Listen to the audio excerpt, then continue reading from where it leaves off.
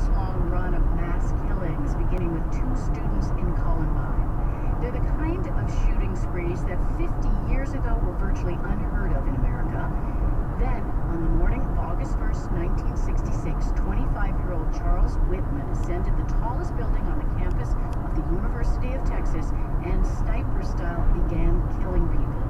No one has been able to figure out exactly why he did that decades ago, though gun violence and mental health have been intertwined ever since.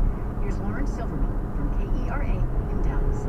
6 months before Charles Whitman stuck his rifle over the edge of the clock tower at the University of Texas at Austin, he visited a school psychiatrist. And Whitman admitted to the psychiatrist that he had a violent fantasy of going to the top of the tower with a deer rifle and shooting people.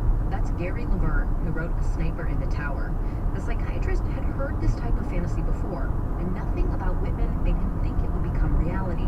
But Laverne says on July 31st, 1966, the ex-Marine methodically went about killing his mother and then his wife. After that, until he goes to the campus, he spent the rest of his time polishing, getting weapons ready, all for the specific goal of going to the top of the UT Tower and shooting people. Nearly 2 hours later, 16 people were dead and 32 wounded. Cops finally killed Whitman. Speaking to the media, then Texas Governor John Connally could barely find words. I'm concerned, disturbed, and yet somewhat at a loss to know how you prevent a maniacal act of a man who obviously goes berserk. Maniac, berserk. 50 years later, we try to avoid those words, but our reactions are much the same. We assume crimes like this could be prevented if people with serious mental illness didn't have guns. So first, was Whitman mentally ill? Writer Gary Laverne doesn't think so, at least not to the point where he would have been institutionalized. Whitman, he says, had common mental health challenges, depression, anxiety, but more than anything, he was manipulative.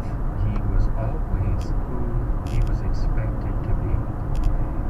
In front of his wife's family, he at times appeared to be a dutiful husband, when in fact he assaulted his wife, just like his daddy assaulted his mother. But in a note Charles Whitman left on his wife's body, he wrote about strange, violent impulses. He didn't mention he'd also been abusing amphetamines. Then, during his autopsy, there was a discovery that would later become tongue-in-cheek folklore.